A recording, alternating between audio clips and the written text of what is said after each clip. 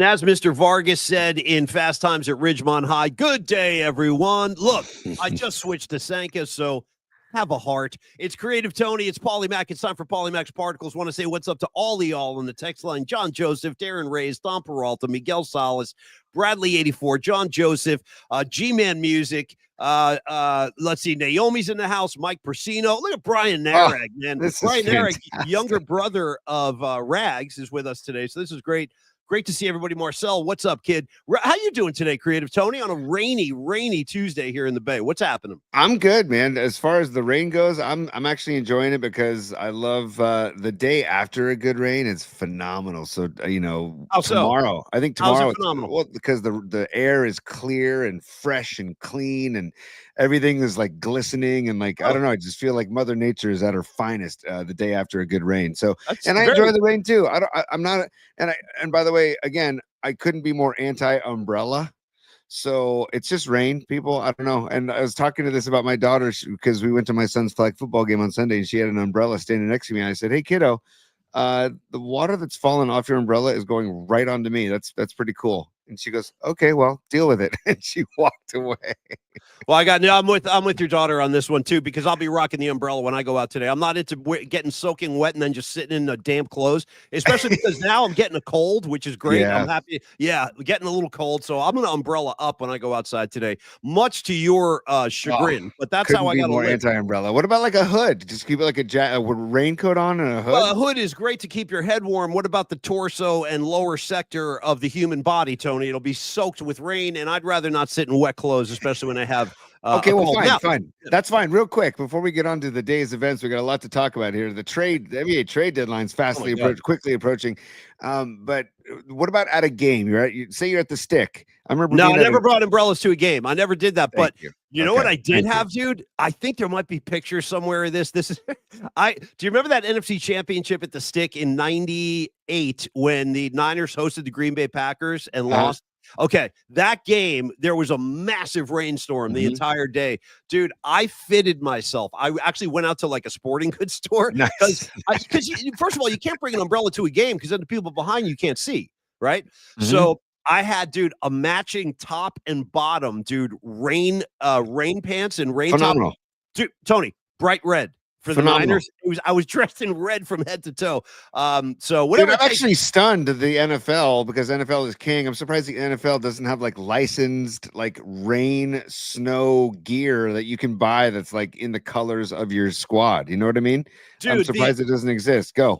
You've touched a nerve here with this protection from the rain. Leah Phillips calling out for the rubbers. Rag saying put rubbers on your shoes. All these guys are dialed in. G-Man Music coming in with the slickers. Whatever it takes to stay dry, you guys, I'm involved. And I want to say real quick today, we have a special guest at 2:30. One of our old colleagues, Cyrus Satzes, who does his Golden State of Mind podcast. He's in All Warriors all the time. He'll be a good NBA voice for us today. Tomorrow, another one of our colleagues, Damon Bruce, joins us for the night flight at 8:30. He'll be with us.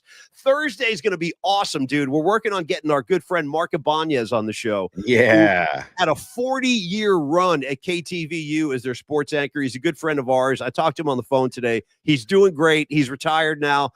He was, in fact, Tony, we started talking about music because he loves music too. And he was like, "Yeah, Paulie," because I was telling him about the Stones show I saw. And then he said, he goes, "Yeah, I saw Elton John on the Goodbye Yellow Brick Road tour at the Cow Palace." I'm like, "Wow, bro, I wish I was there with you," but I was only like 6 years old when that happened. Damn, dude.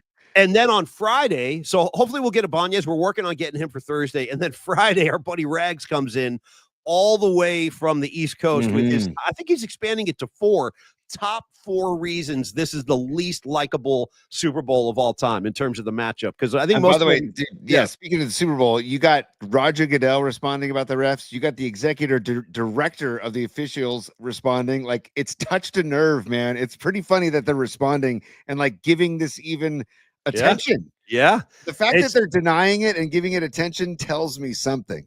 Well, it's interesting too. And again, as I like to say, I like to pat myself on the back if I could reach back there, because I think we got this boulder moving down the hill, bro. When I tweeted that thing before the Texan game, we almost got 3 million views. And now it's like, I'm not saying I'm the only reason, because we all have eyes. We've been watching this for years, the way the refs have been pampering the Kansas City Chiefs. And I think the country is just sick of it. I think the entire football community is sick of it. And Melissa Etheridge coming out with this song saying, deal with it. Oh, we're going to play that Friday for Rags. And I just want to get live. I want to get Rags's live reaction. And by the way, you said we all have eyes, Paulie, but do we have the eyes of Adam Gase is my one question. Well, we either have the eyes of Adam Gase or we have the eyes of the world, Tony. Either nice. one. Or eyes without a face. That's a hell of a track right there. Eyes without a face. Oh, dude.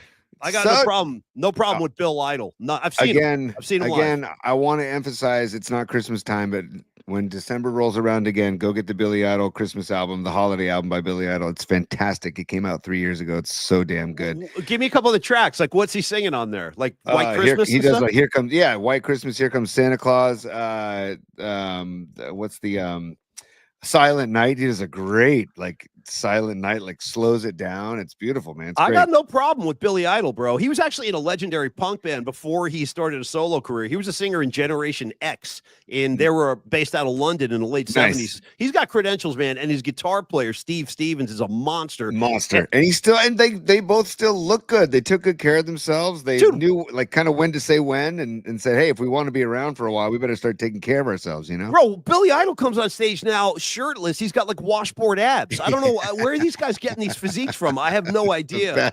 Hey, speaking of music, Paulie, can I just break out in song right now? Okay, yeah. Okay.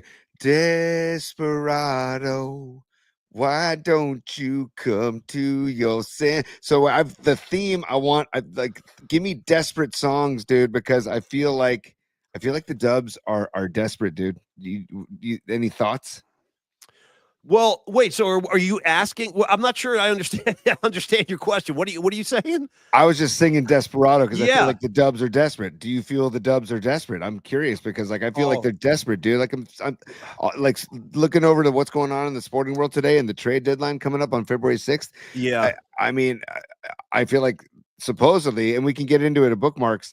The Warriors are reaching out to everybody, all stars. You name the all-star, they're reaching out to him. You know. Hey, by the way, sorry, Tony. I'll answer your question in a sec. I got to shout out Dom Peralta. He said, as Shannon would say, sad-eyed lady of the lowlands. That's an incredible Bob Dylan pull right there, Dom. Incredible. I didn't know you went that deep on Bob Dylan. So, I think the Warriors have a little bit of desperation. Can I throw in my own desperation song, though? Go. Yeah, definitely. I feel like if you're going to serve, I got to return serve and hit a volley with you. So yes. You're looking for songs of desperation? Well, it's a theme. I feel like it's the theme. And obviously I thought of Desperado and I thought of Elaine and Seinfeld, and she was trying to have Desperado be their song. As Dom Peralta says, look and see this Dom. Dom's running the show, man. No question. All right, I got one for you. I got a great song. I got a great song of desperation. And then Darren Reyes has one after you, so go. Okay. So this is on the heels of seeing that Yacht Rock documentary on HBO, which is really good. So good. My main man, Christopher Cross. Okay. Yes. My main man, Christopher. This is a song I've been fascinated with since I was a little kid. Ride Like the Wind. Mm-hmm. That's as desperate as it gets. He goes, I'm on the run. I got no time to sleep. He's going, I got to ride like the wind to be free again. And I got to make it to the border of Mexico. I always assumed he's a drug smuggler in that song with the cops on his tail. That's how I interpret that song. Yes. So he's got to outrun the freaking law now. I got Christopher Cross. He's on the run with a trunk full of unmentionables, and he's got to make it across the border of Mexico. So how's that for desperation, Christopher? I love it. I love it. That's perfect. And I'm a Christopher Cross fan for life. I mean, he's one of the yacht rock pioneers. I mean, if you think about it, if you think about all these yacht rock cover bands out there now that are great. By the way, Mustache Harbor, local guys on the peninsula here, really good band. If you can go see them, Mustache Harbor, they do a great Ride Like the Wind. They do a great Sailing, right? And then they can actually hit the Michael McDonald vocals too. You know? Yeah, why not? Why not? By the way, I want to give this some love too. Desperate but not serious. Adam and the Ants, dude. That is respect. Come on, Darren. That's pretty phenomenal. I gotta say, I don't even know the track, but I will tell you this about Adam Ants. Every time Adam Ants' name comes up, I feel compelled to kind of go through this. When I was a teenager, and freaking MTV hit the scene. People today have no idea. Like our kids have no idea how big MTV was. MTV was a major culture changing thing that happened in the 80s when they started showing music videos and all the bands were on there and stuff. So I feel like when I would see that Adam Ant video for Goody Two Shoes, all I'm saying is, this is all I'm saying. The librarian in that video who by the end, she's like, dude, I was in love with that girl. Shout out to the librarian and Goody Two Shoes. If you guys know what I'm talking about on the text line, she had my attention. I'll just say that much when I was a kid, Tony. I'm with you. And I remember the Adamant strip video. I don't know if you remember he had the paint on his face and everything. Yes. Yeah. Dude, that video got me. Yeah. And just because you said MTV, I got to give some love real quick. I got to share this and give some love. Look at those guys. Look at all those faces. You see those? I still know all their names. You got Nina Blackwood. Come on, go. Yep. Nina Blackwood, Mark Goodman, Martha Quinn. She was another girl I had a crush on. JJ Jackson, dude. JJ Jackson. And down in front. I got it. I know it. I know it if you don't. Give it to me. Alan Hunter. Wow, dude. Yeah. Is he wearing suspenders right there, by the way? He might be. He's rocking suspenders. Yeah. And by the way, shout out to Nina Blackwood's shaggy Rod Stewart 80s look, dude. That was a great look. But those were our guys. That's almost like a Randy Rhoads haircut too. Nice. The late Randy Rhoads. Great Randy Rhoads. But like I mean, maybe the Dubs even contacted some of the MTV VJs to see if they want to come aboard. I got to tell you this, and Cyrus comes on at 2:30, and we got to get out at 3 today, by the way, because Tony and I have an event tonight we got to get to, and we got to hit the road like right about 3 o'clock, so we got to split. But I was watching Windhorse this morning, dude, on NBA Live or whatever the hell that show is on ESPN. Dude, I'm fatigued on Windhorse. If I got to listen to Windhorse anymore, I can't take it. He's out here saying, this is what he said this morning. He said that everybody on the Warriors is up for grabs except for Steph Curry, essentially. So I believe it. To answer that, and that includes Draymond Green. Draymond Green could be a chip. I don't know. I think Draymond is essential to the Golden State Warriors' success if they are to have any more. He's 13 years into his career, and he spent every year with the Warriors. And after losing Klay Thompson, I want to see Steph and Draymond retire as Golden State Warriors. That's me. That would be amazing. That'd be amazing. Oh, nice. By the way, look at Mark Graves here. Hot Windhorse. Really, I tell you what, I'm burnt. Windhorse stresses me out, dude, because he was throwing these scenarios around. KD could come to the war. And we'll pick Cyrus's brain because he's dialed into this. Yes. But he was saying KD could be involved in something, bringing him back to the Warriors. Jimmy Butler could be signed by the Warriors. The Warriors are interested in him. He's flat out refusing to come out here and play for the Warriors. Yep.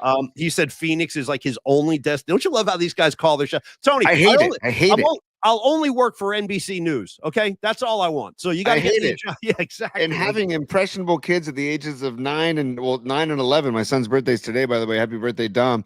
That they watch these guys and then they think, oh, that's how it's done. Oh, I can just call my shots. I can just pick my play. It's like, no, man. That's not how it works. That is the exception to the rule. But Paulie, the stuff you're talking about now leads me to believe that we should maybe venture into the bookmark segment of the portion of the show, because I've got some stuff that you're talking about bookmarked. Yeah, great. Let's do it. Let's rock it. Let's get it going. Yeah. It's time. Sure, go ahead. Laugh if you want to. For bookmarks. Maybe that's how you get your kicks. You and your good time buddies. PMP style. Well, I got a flash for you, Joy Boy. Party time is over. Here we go. Yeah. All right. It's time. Sure, go ahead. Laugh if you want to. For bookmarks. Maybe that's... There you go. Sorry about that, P. Maybe that's how you get your kicks, Joy Boy. Hey, by the way, I can't see you, Creative Tony, just so you know. I only have the label for top 3, which we're not even doing right now, so I don't know what's going on. You confuse me. Are we doing bookmarks or top 3? Bookmarks. That was my bad right there. That's what I was trying to get Bookman up there. Okay. Lots of moving parts, man. We were talking about the visual element for radio guys. It's not the easiest adjustment, so I appreciate everybody bearing with us. I could not even begin to do what you do. And just so the listeners know, I have no hand in the production of this show. Zero.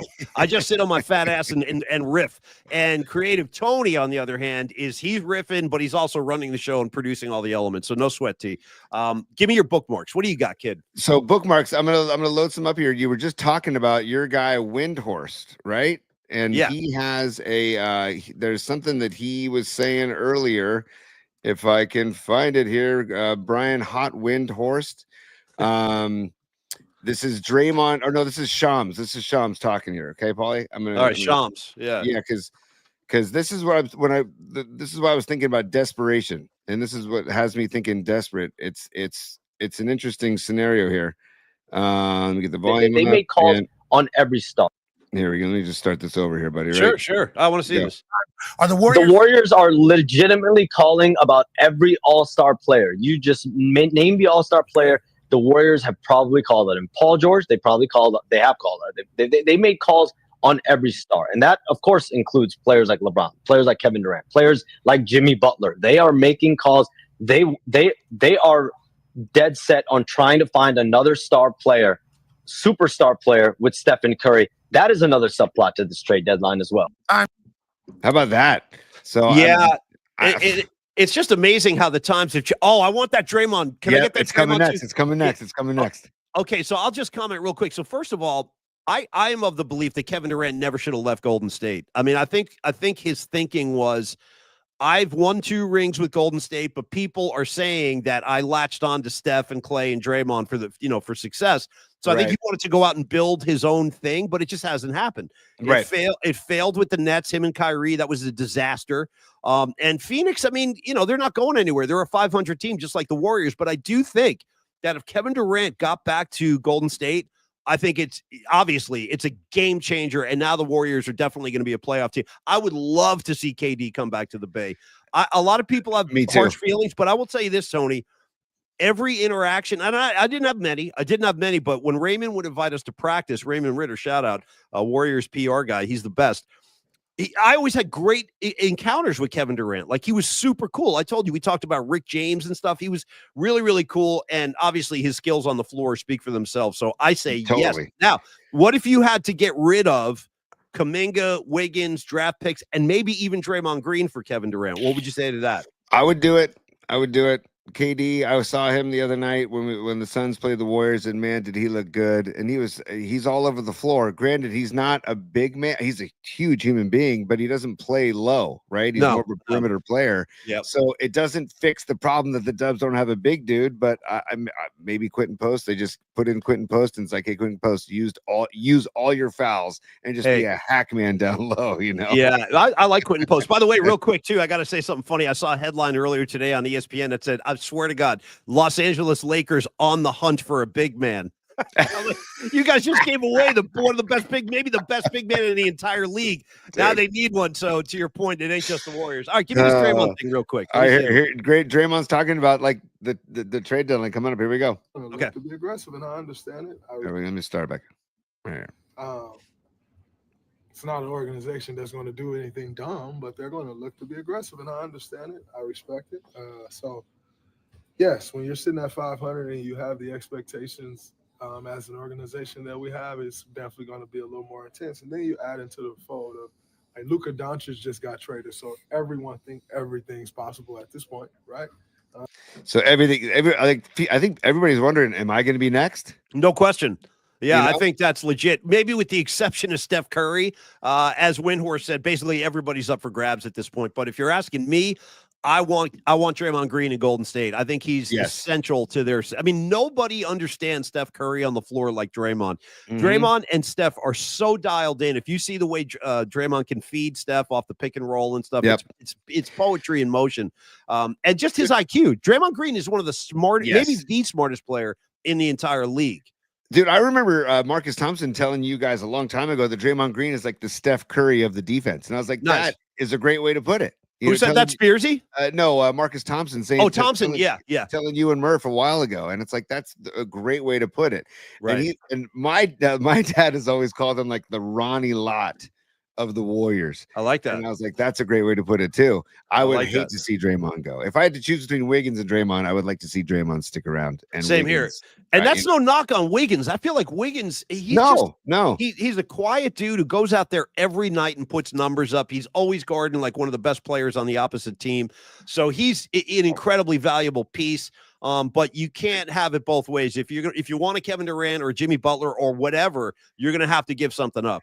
Correct. And I got to say, NorCal Refrigeration and HVAC, I don't know if this is a reference to the song Baby Come Back by Player. Baby Come Back. Boo-doo-doo-doo. Yeah. Dude, Katie, come back. Damn. Yeah. I mean, like, what is I forget the rest of the lyrics. But you can blame it all on me. I was wrong, and I just can't live without about boom, you. Boom, boom, boom. KD come back. Yeah, man. That's how they happen, folks. That's how the song parodies happen, just like that. They get pulled out of thin air. Yeah. Yes, and I also want to get in Tony's top 3 before we bring on Cyrus Satz's from Golden State of Mind. But I want to one more bookmark that's not sports related, but it's fun. Sure. You want to have some fun real quick, Paulie? And I got to. I do want to have some fun. Yes. I saw this today, and I'm like, I got to play this for Paulie. Okay, Paulie. This is a. What is? Paul Stanley did a Folgers coffee commercial in 2000.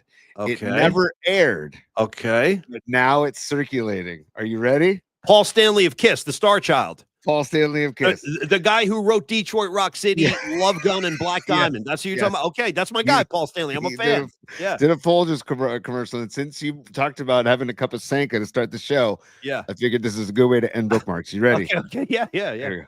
This is your wake-up call. Oh, my God. Time to reach, go for it all. Folgers stirs inside Dude. of me, and I know what I can be. Is this real? Limit is the sky. Dude, what the hell? Hey, world, watch me fly.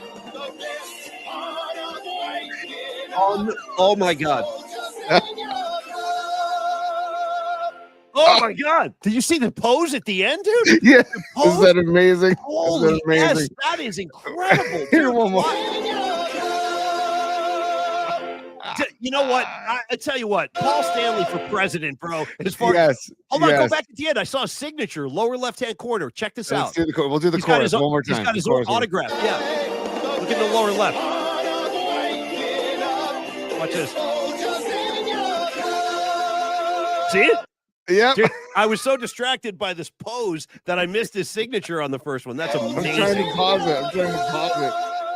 There you go. Oh, God bless the Star Child. I mean, he's got the star right next to his name, too. God bless Paul Stanley. By the way, question. Isn't that the best? Is the girl on the trap? I don't know why there's a trapeze. I feel like somebody just dosed my coffee or something, bro, because I feel like I'm tripping right now. Did I see the girl on the trapeze? Is she wearing a thong, bro? I don't know what's going on. I think she's wearing a thong. And what does the trapeze have to do with coffee? I don't know. What does this pose have to do with coffee? What does this have to do? The pose. Dude, he looks like a bullfighter. You know what I mean? To get him one of those red capes, he looks like he's in Spain getting ready for the bulls to come out. That's insane. Oh man, I just thought I'd share that with you, buddy. Because that one more time. Can we do it one more time? What is she? Pause right there. What is that? A body? What is this girl wearing? I don't know. And this is confusing. Okay, look she has a cup of coffee in her hand right here. But is she on the swing with a cup of coffee? I guess they're implying that if you drink a cup of Folgers, you're going to be so energized you can get up and swing on a trapeze. Is that the message? Well, dude, they've got my attention. I might just go buy a tin. I might go buy a tin. By the way, a tin of Folgers. Well, I believe they're plastic now, Tony. But the point is made. Yeah. There you go. Last time. Thank you, man. Look at him. Look at him.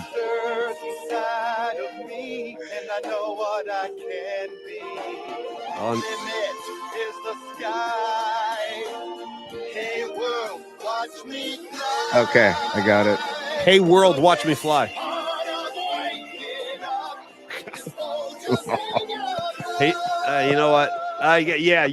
You pose out, Paul. You do your thing, Paul Stanley of Kiss. So he says the limit is the sky, and watch me fly. So that hence the it's working. It's working for Paul.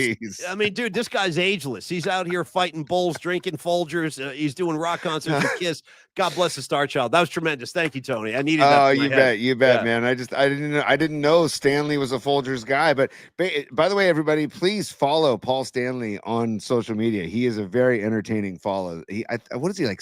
Early 70s, right? I would think so. 73, 70, something like that. Follow him. He's really funny and really entertaining, and like he's an artist, and then he'll actually post some pretty cool Kiss stuff too. But he's an artist. He'll show his paintings, or he'll take you through his kitchen making like a pasta sauce from scratch. It's pretty fun. Yeah. This is Paul Stanley's pasta sauce from scratch. That's how he talks in real life. I'm a fan. I've been a fan since I was a little kid. Do we have time for the top three before Cyrus? I think we do. We'll do a quick one. All right, here we go. Tony's top three. Yeah. Oh, sorry about that. You're good. Tony's top three. All right. Tony's top three. Yeah, I got to pose out, man. Like the Star Child. Maybe I should have done this. Yeah. Feed the ducks, kid. Feed them. Yep. Attaboy. All right, let's get right to it before we bring on Cyrus at 2:30. Okay. It's we were talking about the Warriors being desperate, and we both feel that they are desperate. I feel like Lacob is seeing the window, and like you heard Draymond say, they're an aggressive franchise. You have an aggressive Joe Lacob, who's good, wants to win now. He knows the Curry window is closing. Yeah. So I'm going to list 3 players. There's a 4th player I don't know if I should list, but I'm going to list 3. Sure. Zion, KD, and then the Jimmy Butler's back in the mix, supposedly, because supposedly the Heat was ready to deal Butler for Wiggins and draft picks. And then Butler said, no. Yeah, thanks, Jimmy. Yeah, why come play with Steph Curry? Who wants to do that? That'd be terrible. But then your guy Windhorst said, you know what, that might be back on the table with all this other activity and multiple teams getting involved. So Zion, KD, or Butler, who would you want out of those 3? And then I have a 4th that I don't think would happen, but I have a 4th that I'm going to ask you in a second. If you're asking me of those 3, I'm taking Kevin Durant. Yeah. Because Zion has missed so much time in his career. Like, I don't trust his durability. I just don't. Yeah. And then Jimmy Butler, dude, he can go jump in a lake as far as I'm concerned. Starting to bring back some of those old insults. Jump in a lake, go fly a kite, stuff like that. Yes. Go take a long walk off a short pier, things like that. But I got to tell you, I was a big Jimmy Butler fan. We talked to Murph about this yesterday. So I'm kind of bummed out that he's become this kind of douchebag who's been suspended 3 times this year. Like, do you want that coming to your team, knowing that that's inevitably going to happen when he sours on being in the location? Like, I don't really want Jimmy Butler. I don't. Well, this goes back to the spiritual nature walk that they would have to have, or a retreat that they would have to have with Jimmy. And maybe Draymond and Steph and Butler go on a retreat for a weekend. I got to put up John Joseph's quote too here, or comment here too, because what's up, John? Zion, dude is young. He's 24, yes, but he's so injury prone. I saw a great tweet that I should have included in Bookmarks. My apologies, Bookmark fans. It said Rick Celebrini would do wonders for Zion, right? Celebrini, rock me, Celebrini. That was a good one, dude. You know who's a big fan of that one, actually? Raymond Ritter. Nice. Once again, he asked me to you remember that? He asked for a copy of that song so he could play it for the guy. Yeah. Oh, that's right. That's right. I'm always like, John Lynch asked for a copy of the Bosa song. Ritter asked for a copy of Celebrini. I'm like, every time I send those emails to those guys, I'm like, I can't believe I'm sending this to the actual organization, but I love it. Shout out to John Lynch for a million reasons. I love John Lynch, but he when we did the song for Twisted Sister, I Want a Brock for Brock Purdy. I want a Brock. Yeah, John Lynch came on the show and started singing it along. He was singing the song on the phone, so then we put John's voice on the song as well. It was really cool. We had a lot of fun with those. Now, who was your 4th? Did you say your 4th guy? My 4th is I've heard whispers of Giannis, right? That the Niners, that the Dubs are contacting Giannis, and I mean, I think of the 4, I'd probably take Giannis over anybody else, but I don't think that that's possible. I mean, why not? They'd have to give away. I mean, I think they have to give away more than any of those other 3 players, KD, Zion, or Butler. I think Giannis is an incredible player, and he's younger than KD, and I just don't see it happening. But would you, of those 4, if you threw Giannis into the mix, would you put Giannis ahead of KD? That's a great question. See, I think like who was it who said that we got to go young and not old? Was that John Joseph who said Zion is so John, the thing with Kevin Durant is like, that's not a long-term thing. That's a win now kind of thing with Kevin Durant. I could see like another 2-year deal, which is what I think he signed when he first came. He signed like the 2-year deal, and then I think he signed like a 1-year extension, something like that. So if it was Kevin Durant, I would expect something similar. This is not going to be like a 5-year deal. There's probably be a 2-year deal, or maybe a 1-year with the second-year option. But I would love to have Giannis. Something tells me though that's kind of far-fetched. I don't know. Me too. That's why I didn't include it in the initial question. But also, Paulie, real quick before we move on to number 2, can you just give me a little Rick James KD, because people are calling out for it on the comment line. Oh, what do you mean? Give it to me, KD? Yes. Give it to me, KD. Give it to me, KD. Yeah, that was great. Give it to me, KD. Yeah. We had a lot of fun with that one. Well, I had to do a great one. I had to do a Rick James song because Durant's a big Rick James fan. So I was like, here you go, KD. Your own track sung by Rick James, like that. Yeah, and by the way, I saw an interview with somebody interviewing Rick James back in the day, and the interviewer, she was so infatuated with Rick James that she's almost like almost like starting to kiss him while she's interviewing him, and he's just like, well, hey baby. I mean, it was insane. That was a wild time to be alive, man. I mean, Rick James, he was a flame that burnt out really quick, right? But he definitely left his impression here, dude. And Give It to Me, Katie is one of my favorite songs that we ever did, dude. Well, Rick James he's the goddamn super freak. What do you expect? You know what I mean? Freaky. Yeah, he's and then a great dude. Yow, dude. Anytime he did yow. Yow. Yeah. And I want to put this up because this is for question number 2. What's up, Chris Robertson? Thanks for joining the show. When does NFL training camp start? No question, dude. All right. It's like get through the Super Bowl. Like Murph said, can neither team win on Sunday? Just like, I don't know. Prop bets. We're gonna do prop bets on Friday. Maybe Rags will be a part of that that show. Sure. But number 2. Rams have flat out said, hey, we're going to trade Cooper Kupp. And I've seen multiple reports saying, like I saw Dan Orlovsky earlier today saying the Niners should be one of those teams trying to get Cooper Kupp now. Your thoughts? Cooper Kupp in the red and gold? Yeah, sure. Yeah. I mean, I got no problem with that, especially, and I have no proof of this. I'm just kind of speculating. But if the Niners were to deal Debo, then that would fill that void quite nicely, Cooper Kupp. And a lot of times when a guy like that comes to a new team, they're re-energized. Mm-hmm. You know, I heard speculation. I forget where I heard this. It was about a month ago when the regular season was still going. I remember hearing somebody suggest that Debo could wind up in Baltimore. And I forget the source, but when I heard that, I'm like, you know what? That actually makes a lot of sense. He would fit in really well with that team. Yeah. But no, if that were to happen, yes, give me Cooper Kupp. I'm totally cool with that. I mean, it's almost like you could use Cooper Kupp the same way that they've used Debo, but Kupp is a better route runner than Debo and like a better wide receiver than Debo, in my opinion. My only concern with Cooper Kupp is his habit of wearing Grateful Dead shirts. He wears like tie-dye Grateful Dead, and it's Grateful Dead. It's not just a tie-dye. Like, he rocks a lot of Dead stuff, and I need to know if that's for real or if he's just wearing it because he likes the shirt. A lot of people do that now. They wear like Ramones shirts. Oh. They wear like, Rolling Stone. They don't even know. Like I saw Aisha Curry wearing an Aerosmith Draw the Line shirt. I'd be willing to bet my house that Aisha Curry's never heard Draw the Line, but she was wearing the shirt. So I want to know if it's a fashion accessory or if he's really in the mix with us. Dude, better not be a fashion accessory. That would his stock would go down in my head if he's just wearing it because he thinks it like is fashionable or I don't know. Well, Rags. Yeah, I know. He says he's a definite poser. Well, see, Rags, I trust your instincts, buddy. I do. I trust your instincts. Also, Rags here. Look at this. This is a Dallas Cowboy fan. Rags is a Cowboys fan. He says, "I'll take Debo today." Yeah. So the grass may not be greener all the time. So I don't know. The Cowboys, I still wonder why. I mean, I know this is a long time ago, but I'm still scratching my head as to why they got rid of Amari Cooper when they did, because he was still a pretty damn good player at that point. And they're like, yeah, we don't need Amari, get him out of here.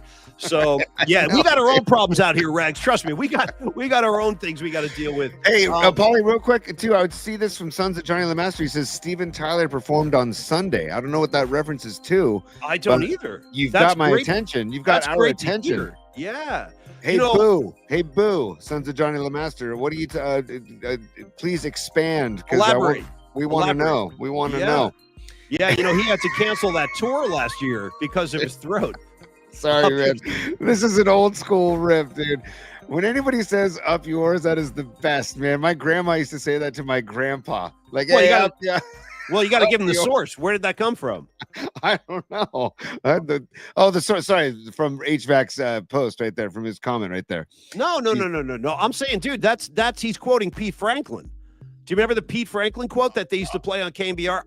Yeah. Yeah. Yes. That's from 19. I just love the riff of saying up yours, which people used to say all the time.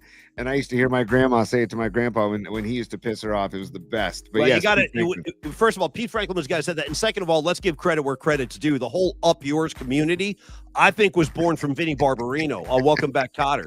And that's John Travolta, if you never saw the show. But John Travolta on Welcome Back, Kotter, he used to say this. He used to go, up your nose with a rubber hose. Remember that? Up your nose with a rubber hose. Not bad, by the way. Hey, Paulie, because we improvise on the show constantly, we've got our man Cyrus kicking in the waiting room. I feel like we should punt of number 3 of Tony's top 3 and save it for later. Bring Cyrus in. Maybe we bring Cyrus in. Okay, so stand by. I'm gonna bring Cyrus in. We'll feed. Here we go, Cyrus. There he is. Yeah. I want number 3. Don't let me interrupt that, dude. What's number 3? Actually, okay, Cyrus. Fair enough. And then we're gonna do our proper introduction of you, Cy. Yeah. All right. But so Tony's top 3. The third question is always a wild card. It could be sports related. It could be non-sports related. And yesterday we brought up Tony Soprano in the desert saying, "I get it" at the end of Sopranos. Peyote, right? He's high on peyote, correct? Correct. Yeah. And we were talking about how Soprano loves to rock a robe around the house. Oh, And who wouldn't? Why would you hate that? That's Okay. one of the many incredible looks of Tony Soprano. Like, Well, if okay. I could go in a restaurant like that, I'd do it, but they kick me out. That's okay. So that's my question. Yeah. Are you guys down with robes? Because I'm a robe enthusiast. I love, especially in this kind of weather, rocking the robe around the house. I'm a You know big what? Especially robe with my fan. hairy body, dude. I'd have the robe and I'd let all the chest pubes like stick it, dude.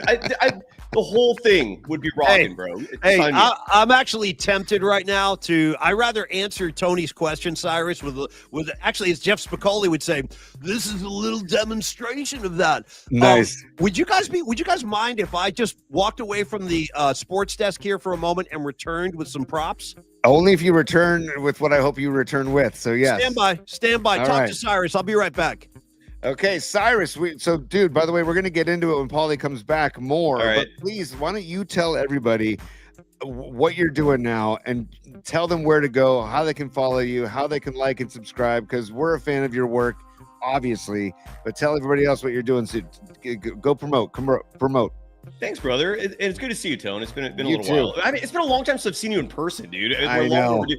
You should join. You should join Paulie and I for one of our lunches. Delicious burgers at Hop Sing or Hop Monk, whatever that place is called, that we like going to. Nice. Golden Days. It's plain and simple. It's the name of the program where the number one viewed and listened to program online covering the Warriors. Proud of the work we've built there. Still a long ways to go, but yeah, just if you don't mind going on YouTube and hitting the subscribe and like button to this program as well. But Golden Days for all your Warriors coverage. Go check it out. And great. Yeah, to see you, dude. brother. Fantastic. We enjoy your coverage, man. And Hey, keep it Paulie, going you're strong. hosting a show. You know that, right? Like you're I'm hosting. I'm robed up though. I had to get robed up. So I hope this kind of answers your question, Tony. Am I part of the robe community? Bro, I feel like a founding father of the robe community. So this is like on a day like this, you know, you go for like your heavier fabrics, you know, nice and warm and cozy. All right. I'm gonna go. I'll be back.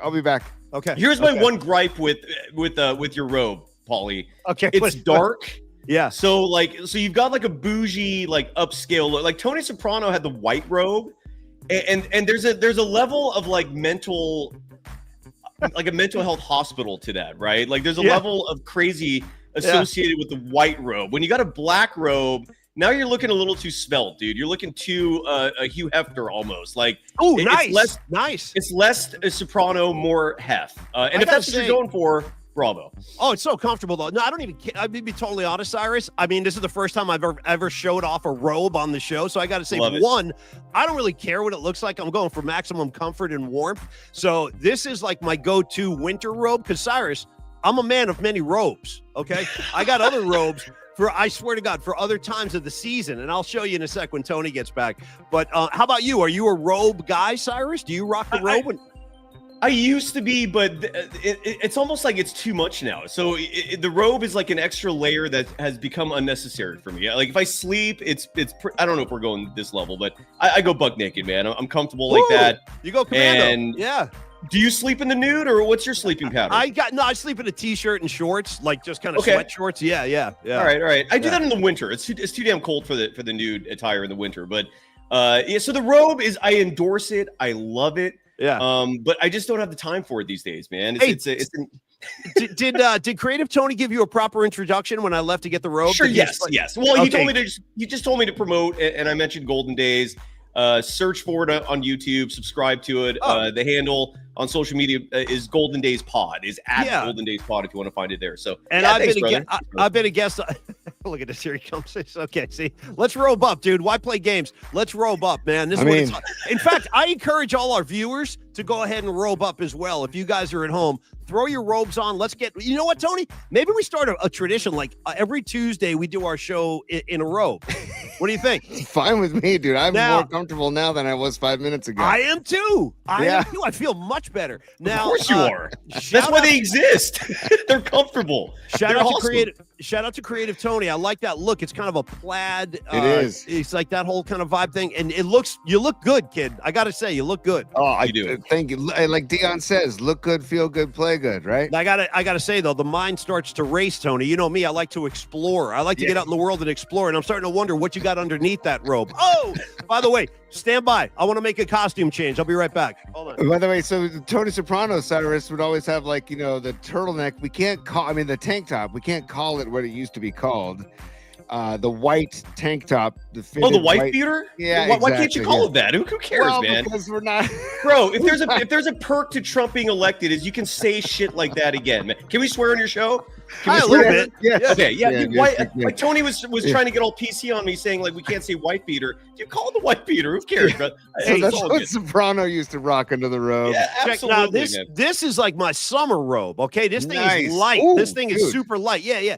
So like I said, that's varsity, Paulie. That's varsity. You're going multiple style robes for different like types of weather and different types of atmospheres. Let it be said from this day forward, I'm a goddamn robe gangster. Okay, I'm a freaking robe gangster, and I want to start right now a Mount Rushmore. Maybe I say Mount Robemore. Nice, and Mount Robemore. Tony Soprano, Cyrus. You said Hugh Hefner, great call, the godfather of all the robe wearers. Yes, and I used to riff on the Murph and Mac show, Cyrus, about Ron Adams.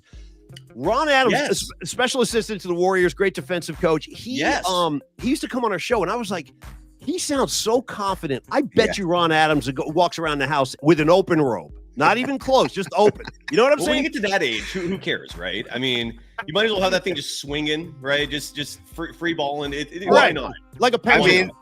I think if you like, I think it was Tony Soprano would just rock the open robe with the the really like baggy boxers, and maybe some slippers, and I'm like, and the bowling ball gut sticking out, like protruding. Yes. Absolutely. Hey, boys, I got one more for you. I want to put on Mount Robemore, and then we'll go into the NBA stuff because Cyrus wants to talk hoop, and I do too. Who cares? No, we can talk about this. No, but that's why we want you on, Cy. I keep up with any topic, dude. Drop it on me. I'll keep up. I have another addition. Guys, Don Draper from Mad Men used to rock the robe. Now, there was like this one season where Draper was trying to kick alcohol, and he like stayed because he was a really bad drunk, and he stayed home from work, and he's in his robe. This is when he moved out of his house. He's living in some like crappy apartment somewhere. Yes, I remember divorced. Yes. Yeah, he got divorced, and like he's hitting rock bottom. He's Don Draper, and he's totally hung over, and you see him like reaching for the bottle of whiskey. His like hands are shaking, and he's pouring like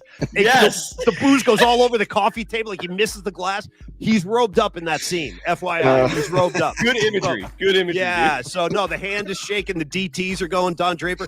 I got to say, Don Draper's on Mount Robemore as well. If you guys are cool someone in your chat, I think brought up a name that's awesome. If I can find it, Richard or Ricardo. I lost the name. Yeah, we got Ricardo. The dude from the Big Spicoli. Yes, that's an absolute Mount Robemore. Yes, great call, Ricardo. That is a great call. The dude absolutely is on the Mount Robemore. So is my man Jamar Stamps. He's one of them. Jamar, I got to catch up with you, bro. I'll see you at the next Primus show. But Jamar Stamp comes in and says, Primus is still playing live shows? Oh yeah. Oh, they're rad. Why am I not invited to these things, man? That's my one gripe with you guys. You have your little clique. And if I'm lucky, you'll call me once every 10 years. Why am I not being invited to these things, man? I didn't even know you were a Claypool. I love Let's Claypool. Dude, yes, I grew up on Primus, man. Primus sucks. Exactly. But to finish, Jamar Stamp goes, guys, don't forget Will Ferrell in Old School when he gets shot with the tranquilizer dart. Oh, yes. He's robed up, and then he goes into the pool. Full fucking yes. There's an F-bomb right there. He goes right into the pool. Thank you, Jamar. 100%. Dude, that's some of my favorite Will Ferrell. Like you got a dirt in your neck. Like, what? What? He's like, I like you. Yeah. You're crazy. You just took one in the jugular, man. Yeah, that whole bit. That might be. I call that scene to me. I mean, this is all subjective, but to me, that is arguably the greatest scene of comedy ever. Like every time I see that on social media, on TV, I have to stop my tracks and glue and laugh because Sean William Scott, aka Stifler, he nailed it doing that scene. Yes, right? he did. Yes, he's got the mullet going. He's got the mullet. He's like, yeah, these little bastards get out of line. He jerks the chain. Yeah, the goat or whatever, the donkey, whatever that thing is. Yeah, he jerks the chain. He goes, you know what I'm talking about. Yeah. Oh, man. That's what happens. You throw the robes on, things get loose. Figure it out. What are you going to do? And literally. All right, so quick segue into some NBA talk because, Cyrus, we actually have to stop today at 3 p.m. We got to be, timely today. So why? That's the beauty of YouTube. There's no rules. You could say wife beater. You could go as long as you want. Why do you have to leave at 3 o'clock? What's going on? Because I got an appointment. I got to be somewhere at 3:30. So he's big leaguing us, Tony. Paulie's he's big leaguing. It's okay. All right. So Cyrus, while I have you, how can I tell what's real and what's not real? I got Windhorst on TV telling me Draymond Green is up for grabs. I hear Jimmy Butler could be out here. Kevin Durant could be out here. Can you help us sort through what's real, what's not real? And then on top of all that, where are you with all this? What do you think the Warriors need and what should they do? Anyone who, side note, by the way, in the chat, I feel like the robe conversation is more interesting. Richard D. Leon bringing up Ron Burgundy. How can we forget Ron Burgundy, man? The pool scene. Yeah. And also, I got one more, dude. We've talked about him on the show in prior episodes. Ralph Furley was a constant robe enthusiast, but they were shiny satin robes that he would wear. Yes, Paulie. I'm a little. I don't know about that now. I'm gonna find a photo. You guys can carry on. I thought you were gonna say Ralph Barbieri. I was like, I know you guys were close. I didn't know you were robe close. Were you watching them?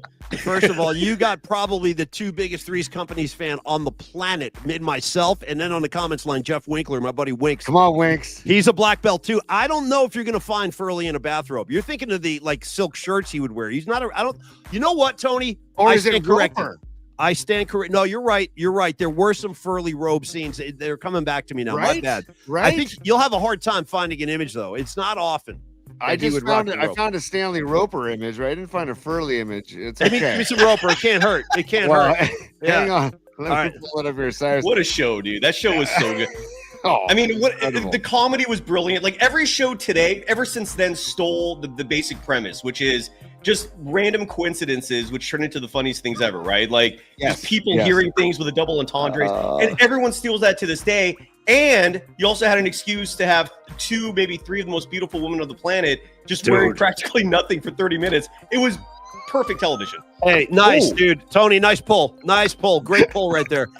With Stanley. Look at him looking right at us, too. Look at the look on his face, man. And by the way, do you remember because if you never saw the show, Jack Tripper was a dude living with 2 girls, and they didn't want that kind of behavior going on. So the guys was Jack Tripper, John Ritter posed himself as a gay man so that Roper wouldn't have to worry there was any shenanigans going on. And then when Roper would get upset with Jack, he would call him Tinkerbell. Do you remember? Yes. You go, okay, Jack. And he'd get his little Tinkerbell. Amazing. I mean, you're not getting that in 2025 the way you were in 1978.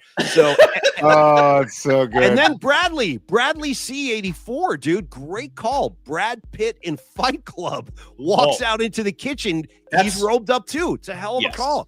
That might be Mount Ropester. Hey, that's my buddy Jeff Faust from the Freestone. That's my buddy from the Freestone Peaches, Jeff Faust. What's up, Jeff? Big Lebowski? No question. Yeah, no question. Jeff Bridges. That's final robe, and then from Rags. No, sorry, that's not from Rags. Right here from NorCal Refrigeration and HVAC. Yeah, Tarantino in the coffee scene of Pulp Fiction. No, you guys are on fire, man. You got that's a hell of a collection. But let's go back. Great job, everybody. I never got the answer from Cyrus. Cyrus, Warriors talk. Go. Yeah, go. Anybody who tells you they have a clue is lying. I'm not going to sit here and pretend I know what's going on. No one knows. At this point, Joe Lacob, I love Draymond's comments following last night's Warriors win against the Magic, where he basically said, look, and this is why I'm not turning on Joe Lacob. I've noticed a lot of members of Dub Nation turning on him. That, they're accusing him of not doing enough for Stephen Curry. And maybe there's some validity to that, but I've never subscribed to that simply because when you have an owner who's possibly the next coming of Eddie D, where all he wants to do is win. His focus is winning. His focus is the organization and the players and success and titles. That's what he's all about, man. And I'm not going to complain about an owner like that. If 10 years from now he turns into Jerry Jones, it's another discussion. But we're not there yet. We're nowhere close to that. So Draymond Green last night, I bring that up because Draymond Green during last night's postgame, in an interview postgame, he said that he wouldn't be surprised at what Joe would do, but that Joe wants to win. This is a 500 team. They're currently 11th in the Western Conference. They remind me a lot more of the 2000s Warriors than the dynasty we've been accustomed to. You take Stephen Curry off this team, there is virtually no difference between the 2003 Warriors and this version. Back in 2003, there was no play-in tournament. So if you're 11th in the West, you are as mediocre and irrelevant as the Warriors would be today if there was no play-in. They got to do something, man. And the fact that they beat the Magic last night at least tells me this team has the talent to. Cyrus, dude, I mean, last week they beat OKC without Draymond. I mean, it was like this. That game really opened my eyes because I was not feeling good about the Warriors. And then all of a sudden, and by the way, that OKC win was the day after a game. There was a back-to-back, and they all came out and played. Steph Curry played back-to-back games, and they handled OKC. I thought that win showed us all what this team can do when they're all firing on all cylinders. But of the names, Cyrus, that are getting kicked around, you know, Jimmy Butler, Kevin Durant, you're hearing a lot of speculation. Zion. I am pro bringing Kevin Durant back to Golden State, even if it's for 2 years, because I think that he makes that much of a difference. And he's knows. I mean, that's all you're going to get. He's 30. He's turning 30. He's the same age as Stephen Curry. They're like a few months apart. He can still ball, though. He can still ball. But it is a short-term rental regardless. I'm fine with that. It's like the Niners. I am too. It's like when the Niners brought Deion Sanders in. That was the final piece, and it was a 1-year deal. Guess what? They won a title. So I'm still pissed they didn't bring him back the next year. I'm still pissed that he went to the Cowboys after that. I know. It was a lot of money, though. It was too much money. It was a lot of. It was. And the salary cap was a new thing, and they couldn't keep him. What's crazy too is that the standings. The Warriors are only like 5 games out of like 4th place. Exactly, dude. And just to piggyback off Paulie's comments about that OKC win last week, that was the second time they beat OKC in 3 meetings this year. The third one where they only lost by 4 in a nail biter that Stephen Curry wasn't even playing in. My whole edict in terms of having hope for this Warriors team, besides the fact that I think there is enough talent, and this team is not comparable to any of the other title teams, but parity is a real thing in the Western Conference now.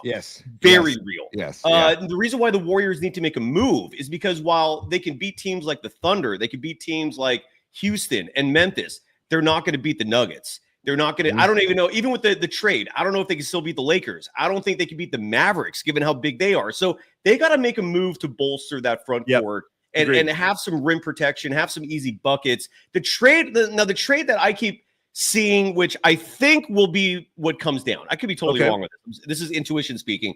But this would be a 3-team trade. A side note, I don't want Kuminga included in a Durant trade. And I hope it doesn't come to that. I don't think it would, but I hope Cyrus, what about Draymond? Do you think he's part of a Kevin Durant deal? I mean, you're going to have to either send him or Wiggins. So I would keep KD and send Wiggins. That's just me. And again, I'm thinking short term. I'm thinking 2-year plan here where maybe they can make one last push. But I really think you need Draymond Green in the mix in order for that to become a reality, for them to really like make a push for another title. I think Draymond has to stay. That's just me. And I like Wiggins. I like Wiggins a lot, but I would be, if you're asking me to choose between the two, I would send Wiggins and keep Draymond. That's just me.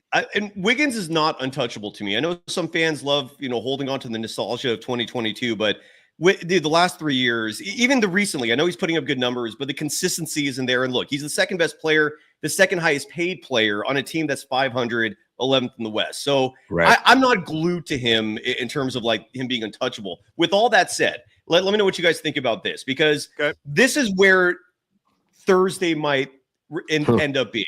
The Warriors getting Durant, right? Because Phoenix wants Jimmy Butler very bad. Phoenix is screwed when it comes to the Bradley Beal situation. It's insane that the guy has a no trade clause. Insane. Like he literally is just telling the team, no. Hey, Cyrus, am I wrong? I think that unless I'm wrong, and which I might be, but I think that Bradley Beal and LeBron James are the only two players in the NBA who have a no trade clause. Is that accurate? That is accurate. Crazy. Yes. Bradley Beal's one of those guys. What the hell? Steph doesn't even have one. It's I know. crazy. Yes. That's what I'm saying. What's Bradley Beal doing? I mean, he's a nice player, but come on, let's calm down over here. That's how desperate the Wizards were when they gave him that contract. He asked for a no trade. They gave it to him, and now the Suns are totally screwed. But I think what's going to ultimately happen is a 3-team trade where Jimmy Butler goes to the Suns, Kevin Durant goes to the Warriors, and then the Miami Heat will get some picks. They'll get Wiggins or whoever makes all the salaries work. That's my prediction. But Kuminga stays here.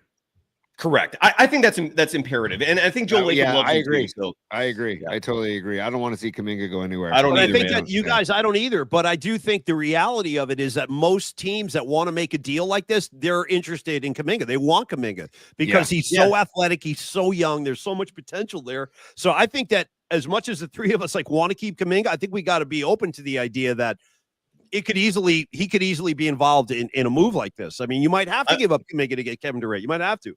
Well, I guess salary wise, no, because Kuminga's only making $7-8 million this year. Durant's making close to 50, right? So you can make that trade work without including Kuminga. My opinion is if the Suns make that a make or break in terms of either you include him or this deal's off. Like I would not sign off on that, man. And that's just me. I don't know. I just don't think it's worth mortgage in the future, but yeah, you guys, I got to pull up Darren Race's comment. Look at this. Steph needs Draymond like Gretzky kept Marty McSorley around. Look at that. There's something That's to that. Great call. Yeah. Yes. No, totally. they're really in fact, before it was McSorley, it was Mark Messier. Messier had Gretzky's back up in Edmonton when they won. A caveman, dude. Yeah. When they won, count them, 1, 2, 3, 4 consecutive Stanley Cups. I mean, Jesus Christ. And then Gretzky gets dealt to the Kings. Mark Messier goes, fine, I'll win another one without you. So listen to this. Mark Messier won 5 Stanley Cups in Edmonton, comes to New York, wins another goddamn Stanley Cup with the New York Rangers. So he won 6 Cups. He's one of the greatest champions and winners I've ever seen in my life. People don't talk enough about Mark Messier, but that idea is accurate. Yeah, that McSorley. What are you guys thinking about taking a step back? Because this trade shocked the whole world, man. Not just sport. Like you could be the most casual person, barely knowing anything about the NBA, and you heard about this trade. Well, what was your guys' reaction? I don't know how much you cover that, but it was huge, dude. What did you think? Totally stunned. And we were talking yesterday about how Jason Kidd didn't even know it was going down. Yeah. And that's pretty wild, man, when the head coach does not know it's going down. And you saw Luka's dad was pissed off saying Luka doesn't deserve this. Then I don't know. I like Anthony Davis is a really good player still. I mean, I know that Luka's younger, but it's like, damn, dude. Like AD is awesome. He averages 25 points a night. I mean, the guy's he's a beast. Yeah. So I don't know. By the way, can I just say, sorry, we should bring up some new cats to the crowd here. Log jamming fantasy football coming into the mix. Bro, log jamming fantasy football. Tony, explain the origin of log jamming. Yeah. It's the movie that they're watching in Big Lebowski in the art studio. It's a porno. Yeah, it's right. A porno. Exactly. Yeah. It's an adult. Good knowledge, dude. That's good. That's good knowledge right there. I didn't even know that, and I've seen that movie like 1,000 times. And then also I want to welcome the aspiring botanist. He says, "What's up?" And then I just got to put Dom's comment up here because we were talking about robes earlier. If you're just joining us now, we were talking about robes earlier. That's right. I've got Who's a better robe collection though, Joe Lacob or Peter Guber? Who people forget this produced Batman, the Michael Keaton Batman, a Peter Guber production. He was directly behind that thing, and people, barely anyone is aware of that. Something tells me Peter Guber even has a better rope collection, but that's just me. Hey, Cyrus. Well, I want to ask Cyrus the buzz about Giannis. That's a kind of like is that real, Cyrus? Is there anything to that? The whole Giannis speculation? Here's the thing. I wouldn't say it's impossible. Unlikely, yes, but we don't know what's going on behind the scenes. Like, there's a lot of people accusing the Mavericks of collusion in the sense that this whole Luka trade was designed to bolster the NBA's ratings, interest. That's been a talking point for months now. Interest in the NBA waning. Luka going to the Lakers spiked that up. The Mavericks, it was such a one-sided trade, right? Yeah.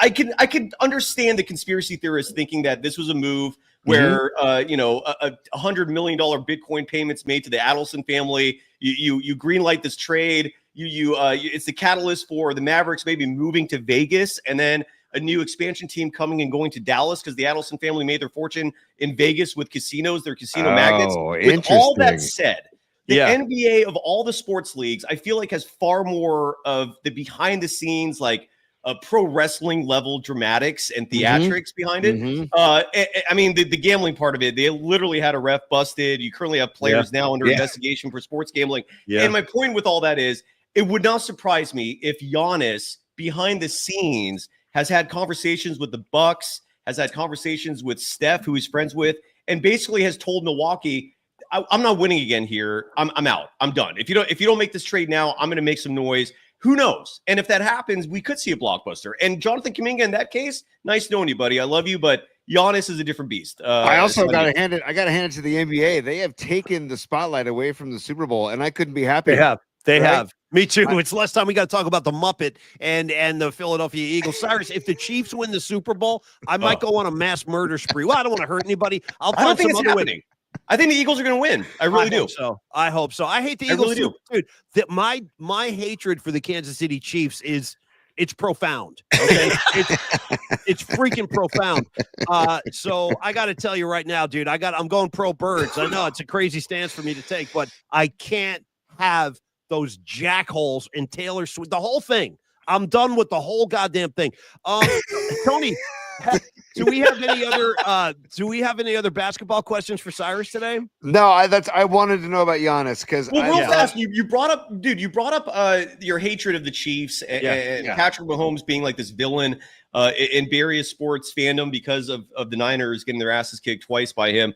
Who are the all-time biggest villains in various sports? Because I think of the Cowboys in the 90s, right? Yeah, hated them. I might have hated the Packers even more. Me too. Yeah. Who are the all-time villains, man? Is that for another show? I know you got to go, dude. But that's good. Well, it depends on the sport we're talking about. But yeah, Packers, Cowboys in the Niners. The Chiefs certainly. But my dislike of the Chiefs goes beyond them beating the Niners in the Super Bowl. It's the way the referees want to make sure that they win every game, no matter what. There's something to. Cyrus, I'm telling you, it's not a one-off. This happens every week. Multiple times a game. Agreed. These phantom I've had it. Enough's enough. So go ahead. Keep going. So I know. Go. Keep going. Well, I was trying to come up with a villain for Cyrus. I was say, LeBron has been a villain this whole time. That's another one. And now we're talking about, LeBron could come to the same situation as KD. Actually, you know what? At the tail end of his career, and all of a sudden, one of the villains, at least in my mind, I've always been like a LeBron, like, he drives me crazy. And he gets protected. Why doesn't Curry get the same protection from the refs that LeBron gets? LeBron James essentially runs the NBA. He might as well be the commissioner. He does what he wants, when he wants, how he wants, and nobody ever questions him. But I'm glad you brought that up, Tony, because I think that LeBron James really, really, really wants to play with Steph Curry. I really do. I think LeBron has kind of like a man crush on Steph. Like, you saw the way they were acting in the Olympics, like. He was practically making out with him. Like, I just think that he wants. On that note, too, I got to give love to Mark Graves. He sent something to us on Twitter yesterday, Paulie. That I don't know if you saw the animation clip that he posted with Mark Graves, the baseball player. No. Mark Graves, one of our viewers. Just check it out. Go to @Paulie's Pod on X, and you'll see he posted it. He linked both of us to this animation little short that is hilarious with Luka and LeBron. And why am I blanking on the Lakers GM who is the Rob Lowe lookalike? Because you smoked a lot of weed, I'm guessing. But it could be wrong. Might have something to do with it. Yeah, might have something to do with it. By the way, that's my reason. Hey, Richard, who looks like Rob Lowe. Richard D. Leone says, guys, you can't forget about Richard Sherman as a great villain for the Niners. I mean, the way he went to the Niners. I know, but when he was in Seattle, though, dude, come on. We all wanted to kill Richard Sherman. And the Dodgers, we even touched them, right? They're the ultimate villain. Yeah. And by the way, Rob Pelinka is the guy I'm talking about, Lakers GM. He looks like Rob Lowe. Did you see him with the leather jacket with the sleeves? He looked like such an LA douchebag when he walked out with. Did you see him, Cyrus, with the leather with the sleeves? I did. Up? It's ridiculous. He was wearing a leather jacket with the sleeves like this. I'm like, dude, you are such an LA douchebag when he walked out there. It's like, hey, guy. This press conference ain't about you. It's about guy. Yeah. Hey, Chief. Hey, tough guy. This ain't about you. Hey, Cyrus, I'm sorry. We do have to run, but we'll definitely have you back. We'll have you back. And everybody, please check out Cyrus's show. It's outstanding. Golden Days. And Cyrus talks Warriors really like nobody else, which is why we wanted to have you on today. And unfortunately, we are pressed for time, but we're usually not, Cyrus. We usually go like an hour and a half, but today's tight. Dude, next time, Cyrus, come on. We'll have a long, extended conversation, but when you come on, you got to have a robe. I like that. Okay. I would encourage you to wear a robe. And you know what we should do, Tony, after the trade deadline, and however this whole thing shakes out, like whatever the Warriors wind up getting, hopefully something, we'll bring Cyrus back and we'll have a longer conversation. Real quick before you go, what was your review of that the Bob Dylan movie? You went and saw it last month. I loved it. I thought it was really good. I thought the kid did a great job. And just so you know, if you see the movie, that's actually him playing guitar and singing in the movie. This is not like a lip sync thing. He actually learned how to play and sing. And then he was on Saturday Night Live a couple of weeks ago. He sang 3 Bob Dylan songs. It was pretty impressive. So if you like Bob Dylan or just are interested in like where he came from, what's his story? Because the guy won a Nobel Prize for literature, for Christ's sake. I mean, he's the real deal. Fascinating dude too. Anyway, to answer your question, Cyrus, I loved it and I recommend it to anybody. Also, Cyrus, the girl who plays Joan Baez is a local. She's from San Francisco, went to Tam High School. She was also in Top Gun Maverick. So check Monica Barbaro or Barbero. I don't know how you pronounce her last name. It's either Barbaro or Barbero, but check her out. We'll do. She plays Joan Baez. I tune into you guys like randomly. I never do. You're the only show I've ever posted chats on. Just because I saw you on YouTube and I was like, oh, let's just say what's up. And I heard you briefly talking about a Tom Petty documentary you two went to go see in the city. Yes. Let's save that for the next show. But I got to hear about that and talk about 4 hours. 4 hours long called Running Down. I've seen it. Yeah, I know it. Okay, Cyrus is probably just for our Candlestick Kid. Oh, great handle, Candlestick Kid. Candlestick Kid, I got to encourage you to subscribe right now. You're the kind of guy I want in my audience. Candlestick Kid, great handle. Cyrus is probably the biggest Tom Petty fan I've ever met. Honestly, like and here's how I kind of qualify your fandom with Tom Petty. When Tom Petty, God bless his soul, when he was still alive, he reformed his first band called Mudcrutch. Yes, so good. Cyrus, you were so excited when that happened. I remember that. I'm like, damn, this kid is legit Tom Petty. Because you were like so wound up, and you went to the Mudcrutch gig, right? Didn't you see him live? Mudcrutch reunited, and they released 2 albums. And then Mudcrutch did a tour where they played at the Fillmore, and I missed those shows in the late '90s when he did like a whole week or something like that. So I missed that. I was going to school in Humboldt at the time. Incredible, they call it Cal Poly Humboldt now. It was Humboldt State back then. So I missed those Tom Petty shows, and I had a chance to see Mudcrutch at the Fillmore. This was about a year before Petty died, so it was one of those things where if I'd missed that, regret would have been following me the rest of my life. And it was what a show, dude. The Fillmore. Hey, let's drop the needle on the song "Crystal River" by Mudcrutch. I mean, know it, Paulie. I know it. I mean, it's some of Petty's finest. And they jam it too. It's got a nice long extended jam. Check out "Crystal River," everybody. If you're tuning in right now, Mudcrutch, "Crystal River." I couldn't recommend it enough. Bro, final shout out. First of all, you guys, thanks so much for tuning in today. You guys have been really supportive. And again, the only thing I would ask of any of our viewers to do is please subscribe to the show if you haven't, because that's actually going to help us kind of move this thing down the road. But I got to shout this handle out. Tony, you see this guy? It's your boy OG PK Man returns.